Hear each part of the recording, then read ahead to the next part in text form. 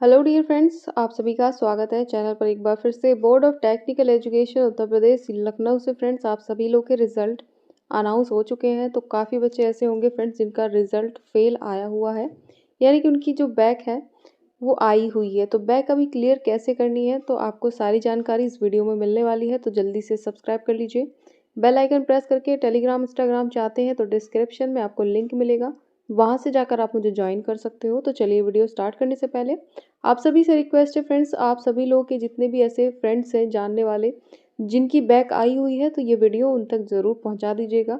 Video को share करना ना भूलें, ठीक है। तो चलिए स्टार्ट करते हैं वीडियो। फ्रेंड्स अपनी ऑफिशियल वेबसाइट पर आ चुके हैं। तो अभी तक आपने अगर रिजल्ट नहीं देखा है तो अपना रिजल्ट आप चेकआउट कर लीजिएगा, ठीक है। अपने रिजल्ट को चेक करने के बाद में अगर आपका फेल रिजल्ट आया हुआ है तो फेल रिजल्ट वाले जो स्टूडेंट्स हैं उनको बैक अभी क्लियर कैसे करनी है। तो देखिए, आपको ज़्यादा परेशान होने की ज़रूरत नहीं है फ्रेंड्स। आपका जो एग्ज़ामिनेशन है वो दिसंबर तक कंडक्ट करा दिया जाएगा फिर से। तो आपको अभी तैयारी में लग जाना है। ऐसा नहीं है कि आपको नेक्स्ट ईयर ही आपको दूसरे स्टूडेंट्स के साथ में आपका एग्ज़ाम कराया जाएगा। तो इसकी जो पॉसिबिलिटीज़ हैं आपके बैक क्लियर कराने की, तो वो दिसंबर तक पॉसिबिलिटीज़ आपकी क्रिएट हो रही हैं कि आपको दिसंबर में एग्ज़ाम आपको देखने को दोबारा से मिल जाएगा, ठीक है।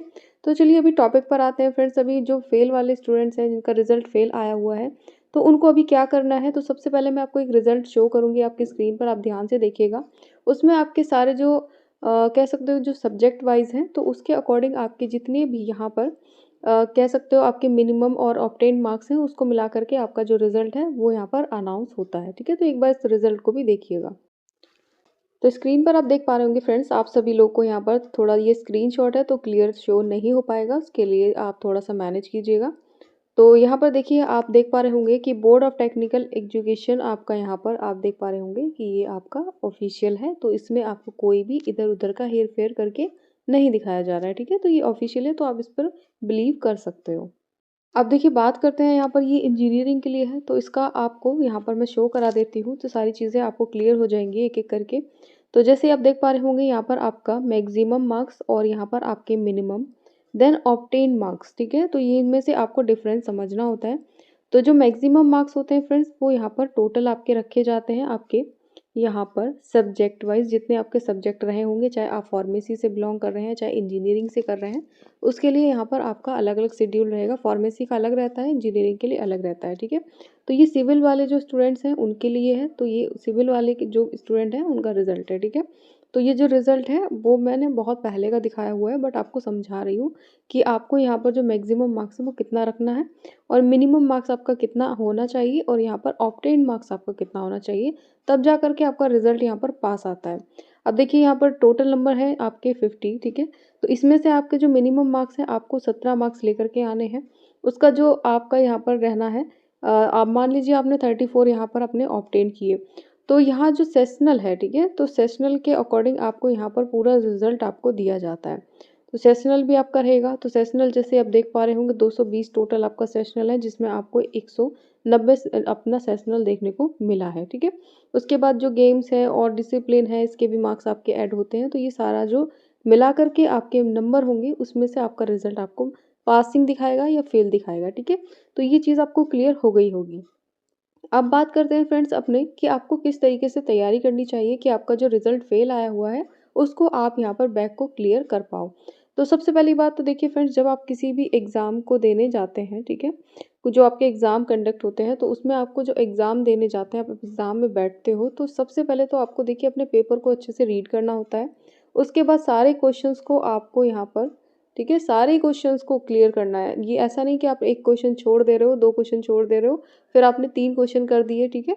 यानी कि आपको अगर 10 क्वेश्चन दे रखे हैं तो आपको टोटल 10 क्वेश्चन ही करके आने हैं।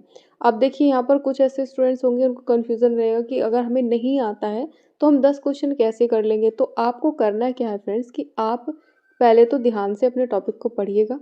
उसके बाद में आपको जितना भी आता है आप उसमें लिख कर के ज़रूर आएँ। कॉपी आपको बिल्कुल खाली या ब्लैंक नहीं रख कर के आनी है। अगर आप नहीं लिखोगे तो आपको मार्क्स नहीं मिलेगा। अगर मान लीजिए आपने थोड़ा 2 या 4 लाइनें भी लिखी हैं, तब भी आपको 2 या 3 मार्क्स ज़रूर मिल जाएगा। कम से कम आपकी बैक तो नहीं आएगी ना। तो आपको पेपर अपना पूरा क्लियर रखना है, ठीक है। आपको क्वेश्चन सारे ऑब्टेन जितने भी आपके हुए हैं सारे आपको क्लियर करके आने हैं और अच्छी लैंग्वेज आपको लिखनी है।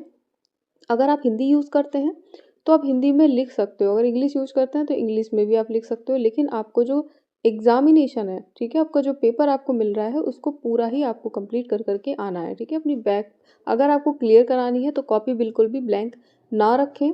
सारे क्वेश्चंस को यहाँ पर आपको सारे क्वेश्चंस को, ठीक है? सारे क्वेश्चंस को क्लियर करके आना है। एक-एक चीज़ आपको टॉपिक वाइज़ वहाँ पे दे रखी है तो उसको पॉइंट टू पॉइंट आप बताइएगा कॉपी में अपनी, और अच्छी राइटिंग में आपको लिखना है। सारे क्वेश्चन अगर आप कर लेते हैं तो आपको डेफ़िनेटली बैक आपकी क्लियर हो जाती है।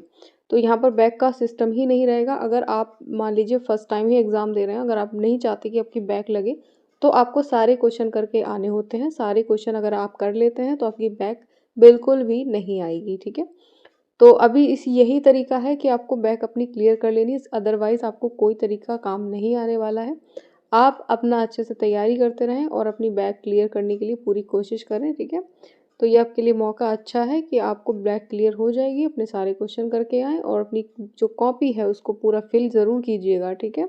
और ध्यान से अपने क्वेश्चंस को रीड करने के बाद में ही अपने क्वेश्चंस को कंप्लीट करें। तो ये इन्फॉर्मेशन फ्रेंड्स मैंने आपको शेयर कर दी है, तो इस तरीके से अगर आप चाहते हैं कि आपकी बैक क्लियर हो तो सारे क्वेश्चंस आप करके आएँ और अपनी कॉपी को बिल्कुल भी खाली ना छोड़ें, कुछ ना कुछ उसमें लिख कर के आएँगे तो आपको डेफ़िनेटली आपकी जो बैक है फ्रेंड्स वो क्लियर हो जाएगी। और अगर आप नेक्स्ट कोई एग्ज़ाम देने जाते हैं, ठीक है? चाहे वो इंजीनियरिंग का हो, चाहे आप वो फार्मेसी का दे रहे हो, तो कभी भी अपनी कॉपी को ब्लैक ना करा करें, ठीक है? अगर आप अपनी कॉपी को रख रहे हैं, खाली छोड़ कर के आएँगे तो आपको कोई भी मार्क्स नहीं मिलेगा। अगर कुछ ना कुछ उसमें लिख कर के आते हैं तो आपको नंबर ज़रूर मिलते हैं, ठीक है? तो इस ट्रिक को भी आप अपना सकते हो। बाकी आप स्टडी अपनी करते रहें और अपनी स्टडी को क्लियरली करें ताकि आपको आगे चल के कोई प्रॉब्लम क्रिएट ना हो, क्योंकि बैक तो ऑलरेडी आपकी है, ठीक है? तो उसको क्लियर कैसे करना है, फ़िलहाल उसके बारे में आपको फ़ोकस करने की ज़्यादा से ज़्यादा ज़रूरत है। सो थैंक्स फॉर वॉचिंग। अपने फ्रेंड्स को वीडियो शेयर कीजिएगा और लाइक करना वीडियो, चैनल को सब्सक्राइब करके बेल आइकन प्रेस करना। नेक्स्ट वीडियो अगर आप चाहते हैं फ्रेंड्स आपकी किस तरीके से आपको स्टडी करनी चाहिए, तो वीडियो को ज़रूर से लाइक कर दीजिए, चैनल को सब्सक्राइब ज़रूर करना। So thanks for watching dear friends.